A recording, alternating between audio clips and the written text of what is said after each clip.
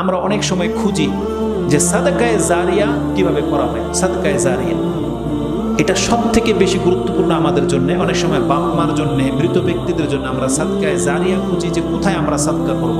একটা হাদিস আজকে নিয়ে নেন, তাতে সাদকায়ে জারিয়ার কয়েকটা দিক, মোটা মোটা দিক রাসূল সাল্লাল্লাহু আলাইহি ওয়াসাল্লাম উল্লেখ করেছে। সেই হাদিসটা মুসনাদে বাজ্জারে রয়েছে ৭২৭৯তে এবং সাহিহ তারগিব ওয়া তারহিবের মধ্যে ৭৩ রয়েছে, সাহিহুল জামিআ আস-সাগীরের মধ্যে ৩৬০২ নম্বরে রয়েছে।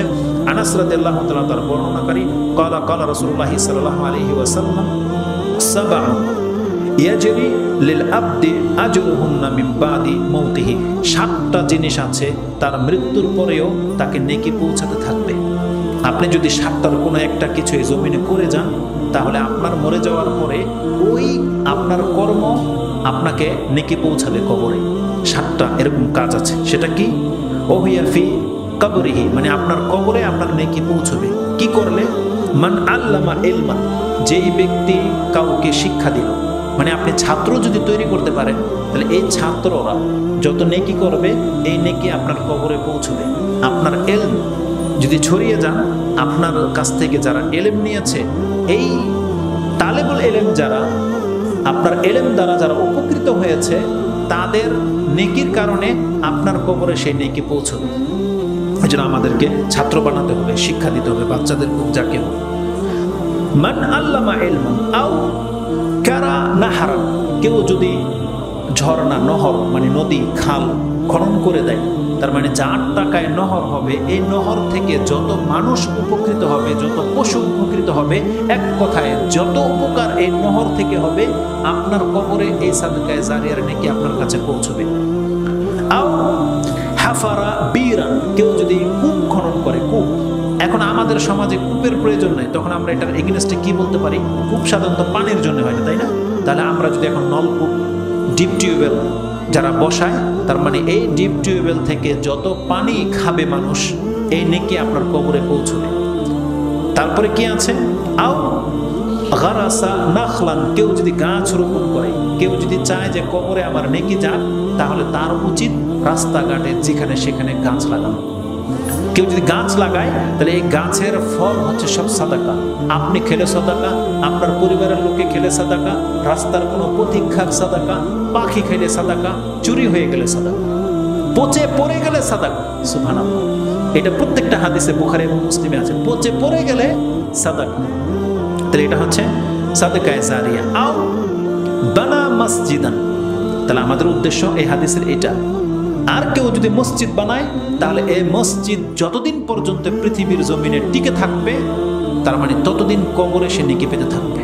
এটা হচ্ছে সাদকায়ে জারিয়ার একটা উৎস। কি? মসজিদ বানানো, যেমন গাছ লাগানো, তেমন হচ্ছে মসজিদ বানানো। আও ওয়াররাসা মুসহাফান, অথবা কেউ যেন কোরআনের মুসহাফ অন্যকে দেয়, ওয়ারিস করে, মুসহাফের ওয়ারিস। বা অনেক মুসহাফ, যেমন সৌদি আরবে বাদশাহ ফাহাদ সম্ভবত তার একটা প্রেসে আছে, সেখানে শুধু তার টাকায় কোরআন ছাপে, 1 টাকাও কার কাছ থেকে নেয় না। তার প্রেস, শুধু সে প্রেস করেছে, শুধু এটাতে কোরআন ছাপবে, পুরো ওয়ার্ল্ডে ছড়িয়ে দিচ্ছে সে কোরআন। তার মানে তারা এই সাদকায়ে জারিয়া গ্রহণ করেছে। আও তারাকা ওয়ালাদান ইস্তাগফিরু লাহু বাদা মাউতিহি, অথবা এই জমিনে এত সংখ্যায় আপনার সন্তান জন্মে যান, যে সন্তানরা আপনার জন্য দোয়া করবে। এটা আরো সহজ পথ, যেন আপনার টাকাই লাগবে না। বিয়ে করেন, সন্তান জন্মান, তাহলে কি হবে? সেটা পুরুষ মহিলা সবার জন্য। সন্তান জন্মান, কত পারেন জন্মান, আপনার টাকা লাগবে না। আপনাকে আল্লাহ একবার সহজ রাস্তা করে দিয়েছে সাদকায়ে জারিয়া, যে বান্দা তুমি ভোগ করো, সন্তান জন্মাও, এই সন্তান তোমার জন্য যতদিন ইস্তেগফার করবে, ওই নেকি তোমার কবরে পৌঁছে যাবে। কিন্তু আমরা এখানেও মাহরুম, আমরা এত কৃপণ, আমরা টাকাও খরচ করতে জানি না, আমরা আমাদের বীর্য খরচ করতে শিখিনি, আমরা এগুলোকে নষ্ট করে দিই। তার মানে একটার বেশি বাচ্চা আমরা নেই না। আমাদের অধিকাংশ কি 1টা 2টা হইলে যথেষ্ট, 1টা হইলে আরো ভালো, আর না হইলে আরো। অথচ সাদকায়ে জারিয়ার রাস্তাগুলো আমরা বন্ধ করে দিচ্ছি। অথচ রাসূল সাল্লাল্লাহু আলাইহি ওয়াসাল্লাম বলছেন, তোমরা এমন মহিলাদেরকে বিয়ে করো যে বেশি ভালোবাসতে পারে, বেশি সন্তান দিতে পারে। তাজাওয়াজু আল ওয়ালুদ আল ওয়াদুদ আল ওয়ালুদ, ভালোবাসতে পারে, সন্তান বেশি জন্ম দিতে পারে, এমন মহিলাদেরকে বিয়ে করো। কিন্তু আমরা এমন মহিলাদেরকে বিয়ে করেছি যাদের 1টা 2টা পেট কেটে বের করতে পারলে বা শেষ, লাইফ শেষ, একেবারে রাস্তা বন্ধ। পুরোই বন্ধ হয়ে গেছে, আমাদের রিজিক বন্ধ হয়ে গেছে। এই জন্য আমরা যদি আবার আরেকটা বিয়ে করতে চাই, এটা আরেক বড় ফিতনা, ঘরে অশান্তি শুরু হয়ে যাবে। তার মানে আমরা যতটা কৃপণ হয়েছি, আল্লাহ আমাদের তকদিরকে ততটা বেশি ছোট করে দিয়েছে। না আমরা টাকা খরচ করার মাধ্যমে পরকাল কামাচ্ছি, আর না আমরা সন্তান জন্ম দিয়ে পরকাল কামাতে পারতেছি। কিছুই না, আমাদের রাস্তাগুলো সব বন্ধ হয়ে যাচ্ছে।